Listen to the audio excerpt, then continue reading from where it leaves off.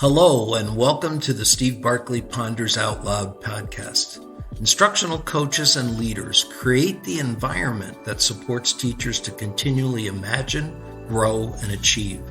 They model an excitement for learning that teachers in turn model for students. This podcast is dedicated to promoting the important aspects of instructional leadership. Thanks for listening. I'm thrilled you're here.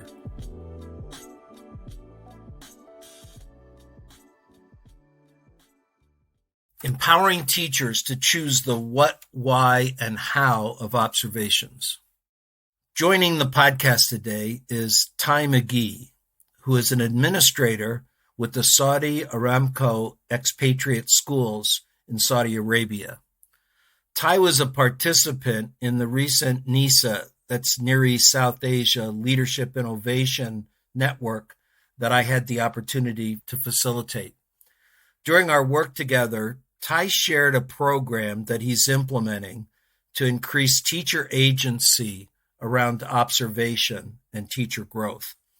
I was anxious to have him share his thinking and findings, and so I invited him, and fortunately he said yes. So welcome, Ty. Thank you, Steve. Yeah, it's an honor to be here. You probably don't know, I heard you speak in 2019 for the first time in Bangkok at a NISA conference. And you talked about individuals, franchises, and teams, and that idea of franchise versus team has kind of stuck with me ever since then. So it's a pleasure. I'm glad to be here. Well, it does make a small world. It does make a small world. I just read an article I was interested in, written by two ladies, and I wrote off a note asking them to join a future podcast to find out that they were in Bangkok in that presentation that you just described, and now they're both educators in Texas, so you never know. Funny. So Ty, I'm wondering, for starters, if you'd tell people a little bit about your background, and then also about the Saudi Aramco Expatriate Schools. Sure. So Saudi Aramco Expatriate Schools really exists to serve the children of the expatriate employees of Saudi Aramco. That's who comes to our schools. We have 6 schools in 4 different residential communities, and we have a daycare and a community ed program as well. I'm at the Dhahran Hills School, which is the elementary school here in Dhahran, and it's the biggest school in the district. It's a pretty big school. We're pre-K to grade 4. We have about 1,110 students with 93 full-time staff. Diverse population. Students come from over 50 countries, and there's probably more, but that's the number of passports that we have in our population. About me, I am an associate principal here, and again at the elementary school, and I've always been an elementary guy. That's just it's kind of who I am and what I'm really all about. But before moving into school admin, I taught different elementary grade levels, and even before that, I started my career in social work. So most of my teaching experiences have been overseas. I was in Thailand and then Kuwait and now Saudi.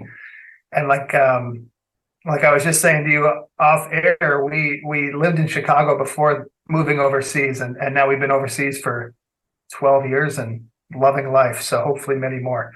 But really, these places I've lived, these experiences I've had have definitely shaped my perspective and who I am.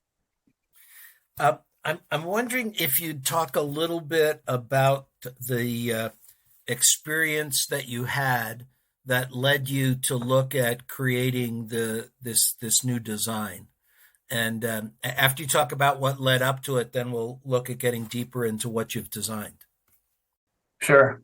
So the project, we call it Growth and Feedback, and really that's what it's about. And it's kind of a nickname at G&F for short, right? And it's kind of taken on I have to stop and think about the name of it because it's really important. It's all about growth, and it's all about receiving and giving good feedback and meaningful feedback and what that looks like. So how it started, part of our reaccreditation plan, the district invited staff to address a gap, a pain, or a passion that they see in their daily work. So think of it like a passion project or a relevant, problem of practice.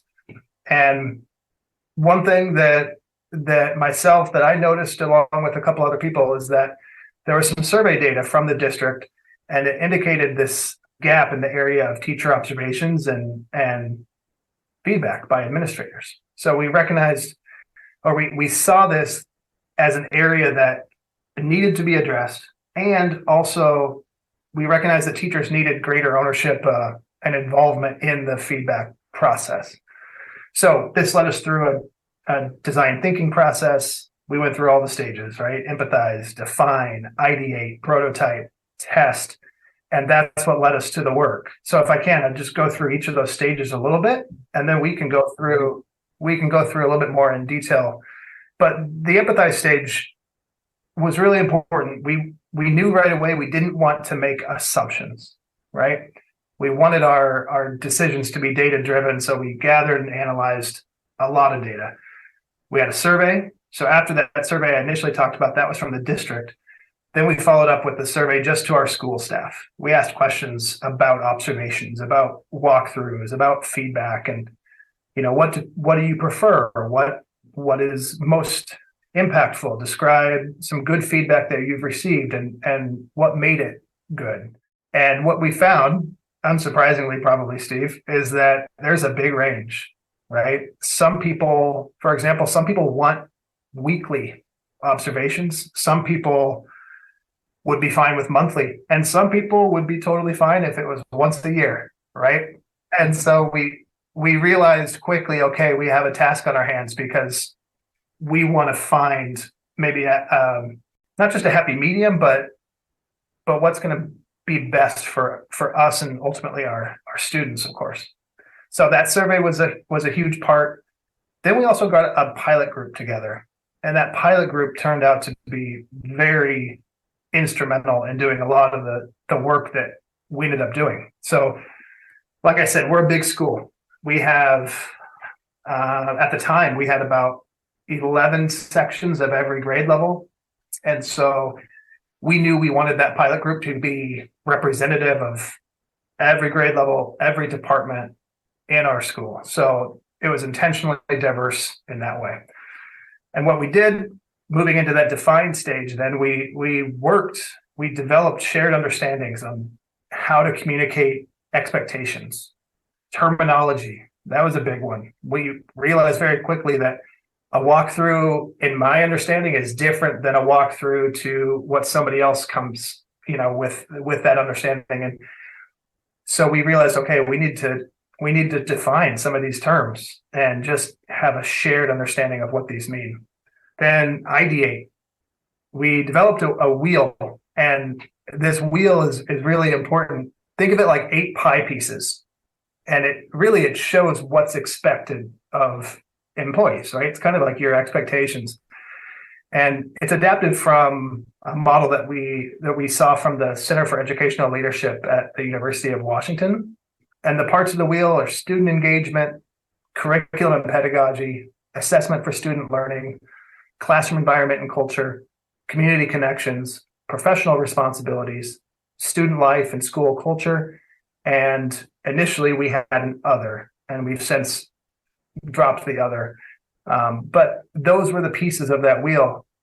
Then in addition to that wheel, we developed a timeline. So think of a school year from August to June, and we made a timeline to show and to house documentation and feedback from walkthroughs. Then we prototyped this. We did it on butcher paper, laid it out on tables, and had people try it. And then we created a digital version, and we tested it with that pilot group at first. So that pilot group, we did this at the end of the 2020 and 2021 school year. And we tested it one time.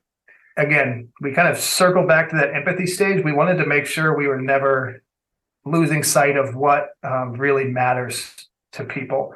And so we continued to gather empathy, and then we rolled it out school-wide the following year. And really the reason we believe in this hasn't changed, right? The reason that we believe in this is that teachers deserve to feel seen. They deserve to feel supported and valued for the work, the amazing work, the important work that they do.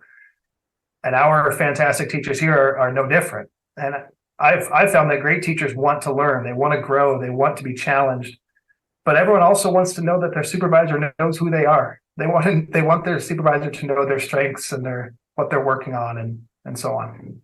It's interesting. Years ago, I was working in a district where the teachers were just constantly complaining about the teacher evaluation process. And so somebody suggested, let's just do away with teacher evaluation. And that brought a bigger uproar from the teachers. So even when they didn't like it, it was better than not having it at all, because somehow not having it at all suggested what I was doing wasn't even important enough to evaluate. So a poor evaluation is better than a poor evaluation process is better than not being evaluated. Describe how teacher choice comes into play here. Yeah, so that's the light bulb moment for us. And that was the epiphany we had when we discovered that, teachers could be empowered to make choice about their own observations. That was the moment this project turned from a gap to a gap and a passion for me. Even as you're just talking there, what I was thinking was, forgive me, I'm not going to give credit to the right person probably, because I don't know where it came from. But one mantra we've started to follow here is clear is kind. And I think that the lack of anything doesn't bring any clarity, right? It only invites confusion. And so if clarity is kindness, then we owe it to our staff to lay out something that's clear and workable. So developing teacher agency, getting back to choice, developing teacher agency and empowering teachers to own their own growth and learning is really one of the primary objectives of this whole project. So to lay it out a little bit, the teachers are given a digital canvas, and that houses that growth and feedback wheel, and it houses that timeline. And only the one teacher and the administrative team, the principals, have access to that digital canvas. So it's confidential between the teacher and the administrators. And then the teachers get to choose. They get to choose the what, the when, and the how of their observations. So for each observation, the what, the teacher would choose which part of the wheel they want to be given feedback on. They get to choose the when. They get to choose a 2-week window of time where they'd like the observation to occur. And that 2-week window is actually pretty critical because, first of all, it allows for some flexibility with scheduling, right, from the administrator's schedule. But really, the bigger reason I'd say is that it allows for an authentic walkthrough. What we knew we didn't want right away was some show, some perfect lesson, right? There are so few perfect lessons as a teacher that it doesn't help. It's great to get a pat on the back when everything goes right, but we wanted an authentic walkthrough. And so by giving a 2-week window, we say, you know what? You don't know when I'm going to come in these 2 weeks, but it's going to be sometime in these 2 weeks. And that way, teachers just keep doing their awesome teaching that they do, and the administrator will come in sometime in that window. But the teacher gets to choose when that window of time is. And then the how. So the teachers get to choose, do they want to walk through? Again, I've used that term a few times, and we came to define a walkthrough as 10 to 15 minutes. We could do an informal observation, which we defined as just basically same as a walkthrough. It doesn't require a pre or a post meeting, but it's a little bit longer. Or do they want a full-on formal observation with a pre and a post meeting? And so they got to choose that. So, for example, the what, a teacher might choose, I want to be observed on classroom environment and culture. I'd love some feedback on that. I want you to come September 1st to September 10th, the first 2 weeks of the school year. And I want it to be a walkthrough in my class. So the teachers get that choice, that control. And then they do that. They do 2 walkthroughs and a reflection meeting before winter break, and then 2 walkthroughs and a reflection meeting after winter break. And what's the response you're getting from the staff since you've implemented? Initially, before growth and feedback, before this project started, the reason that the data that showed us this was a gap, we had 39% of our staff that agreed or strongly agreed that principals made regular walkthroughs and provided meaningful feedback. So that 39% now is up over 80%. So obviously the numbers are great, and that's showing that it's working and it's doing what it's supposed to do in that regard, right? But even more than those numbers, it's just clear that teachers have embraced this, even students have embraced this. We've heard, comments like teachers saying that they appreciate the timely feedback. They appreciate being asked questions in the feedback. They appreciate that admin just seem to be more present in the classrooms and in the halls, and the tools easy to use. And maybe the best one I've heard is that it creates it's created a culture of open doors, right? Literally and figuratively, in the sense of just everybody's learning and we're all open and we're all going to be learning from each other and working together. So the best part for me is those conversations, right? And that's what it's all about, is the feedback is not one-sided. It often leads to a dialogue, a conversation between a teacher and administrator where both can learn from each other. So you'd say there is more dialogue because of the role that the teachers played in structuring it. So whether it's feedback from the administrator's observation or it's a formal post-conference, there's more of a teacher engaging in a dialogue rather than the administrator issuing a report. Yeah, because teachers were more invested from the jump, right? And it also can be non-threatening. The example I gave is kind of a common one we've seen, in that in the beginning of the year, what is an elementary teacher working on? They're working on creating a belonging in their classroom. They're working on creating, a community in their classroom. So that's what they want feedback on. It's not probably appropriate to go and give feedback on pedagogy on the second day of school. It's interesting, because I was going to say a lot of people would avoid observation and feedback during the first 6 weeks. Right. And so that time that you're describing as critical for a purpose frequently gets missed. Right. I can't tell you how often I've worked with instructional coaches who hit several of these blocks of time during the year where in effect they're saying nobody wants an observation. Nobody wants an observation during that first month of school. And I'm coming back and saying, man, the first day is a great time to have an observation if you know what it is. What does the teacher want to make happen on the first day? And right. Can you give the feedback that the choices she made are moving in that direction? So I could see the dialogue growing out of the teacher's engagement. Definitely. How are administrators responding? It's striking me as a little extra pressure on administrators. You know what? It is. But I can't even sugarcoat that. But it's something we've tried to be mindful of from the beginning, because we also know that we have to create a sustainable system, something that can actually continue on. Yeah. Otherwise, this will just be another initiative that kind of comes and goes and falls apart. So I don't know if there's a perfect system, but again, just keeping that goal of sustainability and just being realistic has been really helpful for us. If we expect too many observations, then they're either not going to get done, or the feedback will be delayed because you're too busy with other things. And so too many equals not realistic, but then not enough is just less data and less of a connection. So initially, the first year, we asked teachers to do 9 over the course of the year. And both teachers and administrators agreed 9 was too much. So we backed off. We went down to 6 this year. And that's been much better. So to go through the process in terms of the timeline of the school year, in August, we asked teachers to plan out their growth and feedback for that first half of the school year. So before winter break.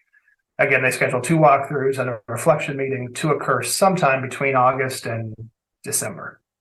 They add it to their timeline. They send their administrator a calendar request on Google and for each of those walkthroughs and reflection meeting. So currently I supervise 22 people. If I get 3 calendar requests for each person, 22 times 3, that's 66 total. So it's going to take me some time, right? I'm going to get flooded with calendar requests, but maybe a couple hours of work. I go through those, I add those to my calendar, and then they're there. They're other than pop-ins and just, of course, my day-to-day, but other than kind of unannounced visits, all my walkthroughs and one-on-one reflection meetings are planned until January. Now, then after a walkthrough, I try to add my written feedback on that digital canvas along with any pictures I've taken, which is another really cool thing that the tool we're using allows us to do, is to add photos. We try to do that within 24 hours. And I'll be the first to admit I'm not perfect with that. I've missed that 24-hour mark sometimes. But again, timeliness is really important because the feedback needs to be relevant, it needs to be meaningful. We can't wait too long. But I think perhaps the bigger thing is the trust, right? In order to build trust and maintain trust with teachers, we need to be held accountable, and we need to show that we're committing to this just as much as they are. The other thing to think about is there's different levels of comfort with observations. And I kind of alluded to that earlier when I talked about surveys and the pilot group, but we want to be mindful and considerate of people having different experiences, right, that they come to the table with, people having different levels of anxiousness around being observed, around feedback being given. And our focus is to grow and empower teachers, not to add stress. So yes, it's substantial work for administrators, but it's systematic, it's organized, and 100% it is worth it. I frequently talk about the cost payoff balance scale, or the effort payoff, and you need to be in a situation where the payoff outweighs the cost or the effort. So what I'm hearing is you've got an increased effort on the administrator's part to carry this out, but there's a payoff that you see in return, where I'm afraid way too often administrators end up having to make a substantial investment in a teacher appraisal process where they're not seeing the payoff from that investment that they're having to make just for the quote paperwork part of it. Absolutely. And the accountability piece is important, right? We need to commit to this. We need to show that this matters to us in order for teachers to commit to it and know that it should matter to them as well. I'm wondering, from what you've learned so far with implementation, are there questions, areas that you see exploring next from the feedback that you've been receiving? We're constantly thinking about that question. It's a great question. We haven't just implemented this and then kind of moved on, right? We're constantly looking for feedback and input from staff, how to keep this meaningful. One specific area is peer-to-peer feedback. It really intrigues me, and it really excites me, the potential of adding a teacher's feedback to another teacher on that same digital canvas. And I was listening to one of your other podcasts. You talked about peer coaching and peer observation, and I just kept thinking, you were kind of talking about the difference between the two and the purpose and who is it for. But oh man, that would be so wonderful to have that be a part of all of this. What's tough for us is the tool that we use. We couldn't maintain the confidentiality that we have and still allow teachers to give feedback on that tool. So, if they were going to use a sticky note or an email, of course, like that's a different thing. But in order to kind of merge them, we're still looking at that. I don't know if there's a process like this that could work, but in my own organization, we set up peer coaching among our trainers.